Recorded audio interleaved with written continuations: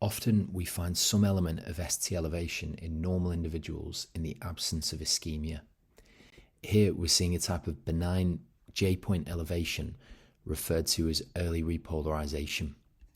So the early repolarization pattern can be described typically as a normal variant, commonly characterized by J-point elevation and a rapidly upsloping or normal ST segment.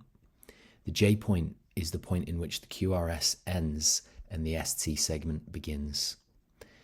Another common finding is terminal QRS slurring or notching.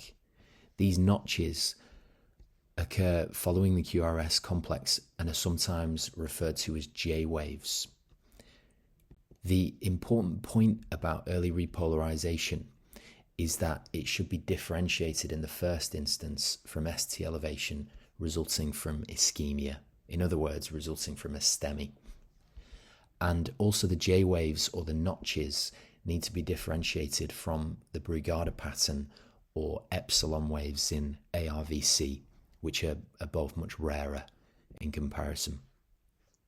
Although early repolarization is typically seen as a normal variant, some previous studies have linked early repolarization with sudden cardiac death and also with idiopathic ventricular fibrillation.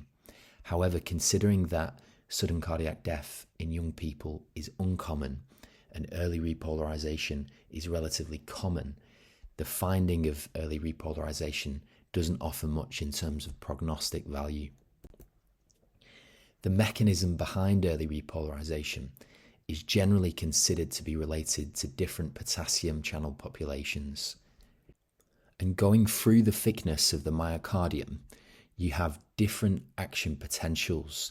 So that's going from the endocardium to the mid-myocardium and to the epicardium.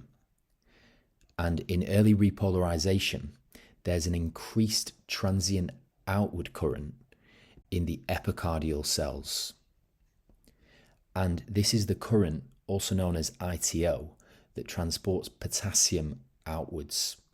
So the increased current provides a voltage difference from the endocardium to the epicardium, and this is echoed on the ECG.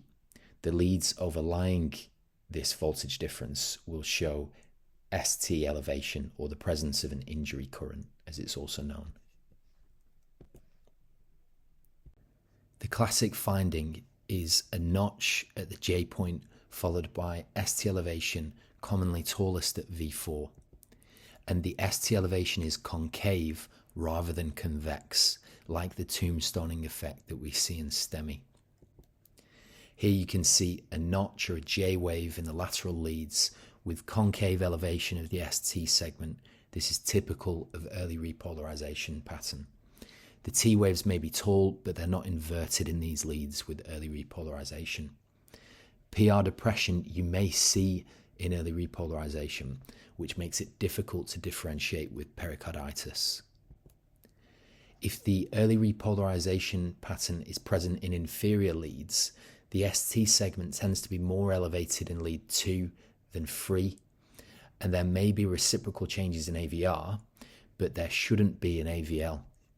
These findings of reciprocal changes in AVL would be concerning for an inferior MI. An inferior MI would typically show greater ST elevation in lead 3 than lead 2, and the reciprocal depression that we talked about in AVL you can see here. So differentiating between the two, you have to take into account the clinical context, and you have to do so with extreme caution, as you don't want to miss a STEMI.